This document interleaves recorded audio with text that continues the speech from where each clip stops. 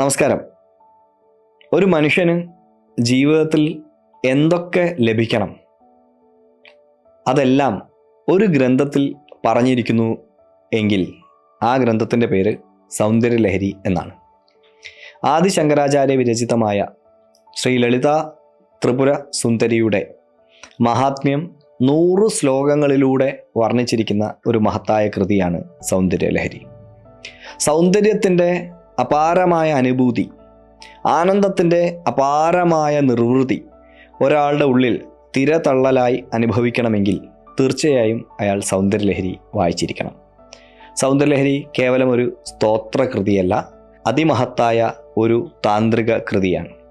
അതുകൊണ്ട് തന്നെ അതിൽ പറഞ്ഞിരിക്കുന്ന ഓരോ ശ്ലോകങ്ങളും ഓരോ അനുഭവത്തെയും ഓരോ സിദ്ധിയെയും നമുക്ക് നൽകാൻ പര്യാപ്തമാണ്. ഈ വരുന്ന ഒക്ടോബർ 2-ാം തീയതി, അതായത് വിജയദശമി നാളിൽ, Tathagata noetic and tantric research academy, Abhinav Gupta institute of advanced സ്റ്റഡീസുമായി ചേർന്ന് സൗന്ദര്യലഹരി എന്ന മഹത്തായ താന്ത്രിക കൃതിയിലൂടെ സഞ്ചരിക്കുകയാണ്. അവിസ്മരണീയമായ ഒരു യാത്ര.